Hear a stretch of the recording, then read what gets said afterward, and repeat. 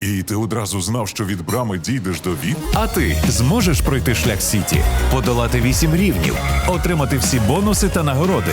Пройди шлях Сіті та стань легендою. Слот Сіті – столиця твоїх розваг. Усіх вітаємо, любі друзі! В цьому випуску «Динамо Київ» зіграє у Лізі чемпіонів. Несподівана заява від Ігоря Суркіса. «Динамо» готує ще 2 топ-трансфери після підписання гравця ПСЖ. «Шахтар» продає чергового бразильця в АПЛ. Справжня сенсація на чемпіонаті світу з футболу. Любі друзі, підтримайте україномовний YouTube вашим лайком цьому відео та поїхали дивитися новий випуск разом.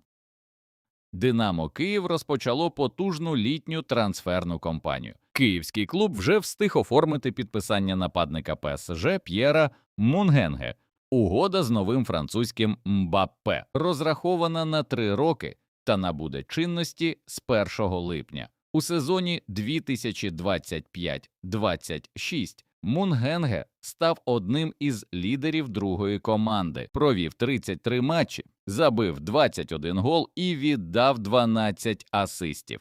Він також виграв юнацький чемпіонат Франції та став найкращим бомбардиром команди в юнацькій лізі чемпіонів та Кубку Франції. Нападник навіть встиг дебютувати за першу команду ПСЖ у матчі Ліги 1 проти Лор'яна. Повідомляється, що трансфером форварда особисто займався президент «Динамо» Ігор Суркіс. Цитуємо власника «Динамо Київ». «Я особисто займався цим трансфером. 3 тижні напруженої роботи, день за днем. Скажу, що нам дуже пощастило. За цим хлопцем полювала більшість клубів Ліги 1. Я запросив Мунгенге до Києва. Він приїхав на 3 дні зі своїми агентами та представниками родини. І нам зіграло на руку те, що в ці дні не було обстрілів. Це відіграло ключову роль. Дай Боже, щоб хлопець заграв у «Динамо» і все було добре. Я сказав, що в «Динамо» він зможе побудувати гарну кар'єру. Треба ж із чогось починати. Ми показали йому базу, розповіли історію клубу. Інфраструктура «Динамо» справила на Мунгенге величезне враження. Ми привезли його в Україну на моїй особистій машині. 3 дні водили його по Києву, показували місто. Хлопець побачив, що життя в столиці, незважаючи на війну, триває. Чесно кажучи, я і сам не думав, що ми можемо купити гравця ПСЖ. Але це сталося. Що стосується суми трансферу, то, повірте, він обійшовся мені не менше, ніж якби я купив топового гравця, заявив Суркіс. Відзначимо, що, за інформацією українських ЗМІ, в «Динамо» французу гарантували місце у стартовому складі. Саме тому він вирішив покинути Париж та переїхати до Києва. Окрім того, Мунгенге пообіцяли, що «Динамо» дуже скоро повернеться до Ліги чемпіонів, та у нього буде можливість зіграти в цьому турнірі вже в наступному сезоні. Для цього киянам треба виграти УПЛ у «Шахтаря». Що стосується іншого нападника київського клубу Матвія Пономаренка, то Суркіс заявив, що Пономаренко наразі не продається, і він залишається в «Динамо» для створення конкуренції у лінії атаки. Також Суркіс заявив, що трансферна кампанія «Динамо» цього літа ще не завершена. «Динамо» має намір підсилити 2 позиції напередодні старту у Єврокубках. Мова йде про позицію правого захисника, де шукають заміну Караваєву, та позицію опорника як альтернативу Брашку і Михайленко. Суркіс готовий продовжувати витрачати гроші на необхідні трансфери для «Динамо». Нагадаємо, що Мунгенге – це вже другий новачок «Динамо» цього літа. До цього клуб повернув в команду Кендзьору, заплативши 1 мільйон. А також повернулися з оренди Лонвейк і Торрес. Нарешті ми можемо похвалити «Динамо» за топ-трансфер. Чесно кажучи, ми перебуваємо у певному шоці, що «Динамо» взагалі змогло домовитися про цей перехід. Мунгенге потенційно це новий Дуе чи Барколя. І дуже дивно, що він вибрав саме «Динамо» для продовження кар'єри. Тепер найголовніше, щоб наші тренери не посадили його на лавку та не зіпсували кар'єру. По українським міркам Мунгенге зараз це найкращий трансфер останніх років. Що стосується ігрових характеристик, то француз, окрім позиції нападника, також може зіграти і на фланзі. І це великий плюс, адже «Динамо» таким чином може використовувати одночасно і француза, і Пономаренка в стартовому складі. Конкуренція піде тільки на користь київському гранду. Мунгенге дуже швидкий, реактивний футболіст. Його потенціал дуже високий. Це потенційна зірка збірної Франції у майбутньому. І якщо у нього все вдасться в «Динамо», то в майбутньому кияни можуть отримати за нього і 50, і 60, і навіть 100 мільйонів євро.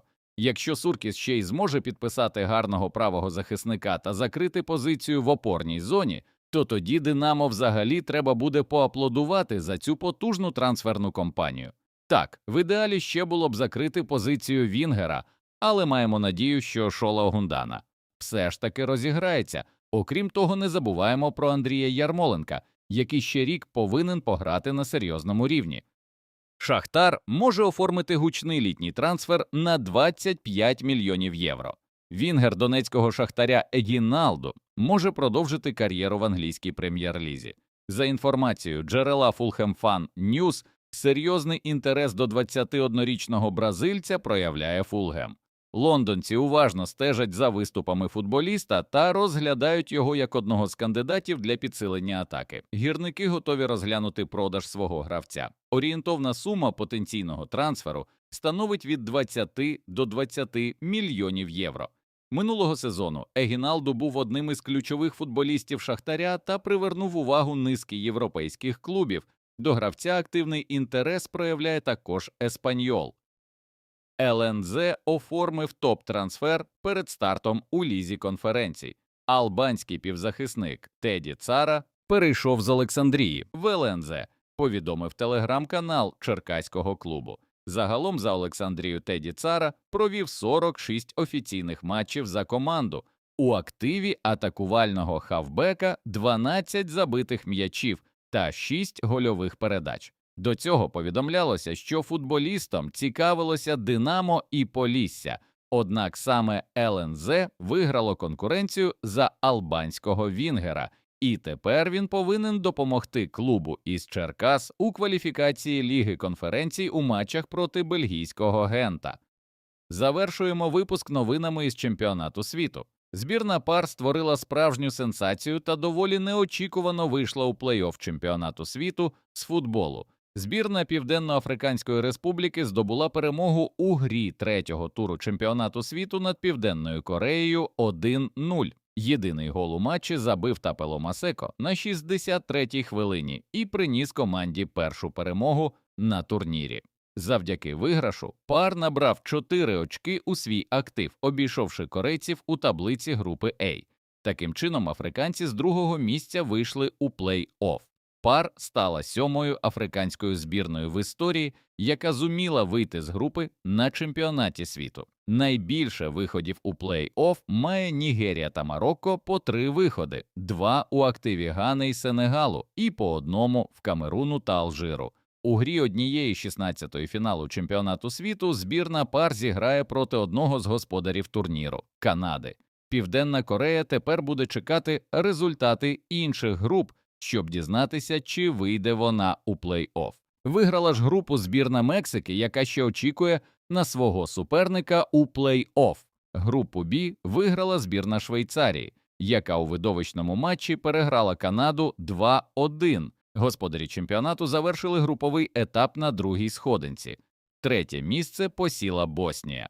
Країна з Європи кваліфікувалася у плей-офф завдяки 4 балам, набраним на груповому етапі. У групі С без несподіванок. Збірна Бразилії розгромила шотландців 3-0 і також виграла групу. Марокко переграло Гаїті, але через гіршу різницю забитих і пропущених стало лише другою. Шотландці треті, але через погану різницю пропущених м'ячів. Скоріш за все, не проб'ються у плей-офф.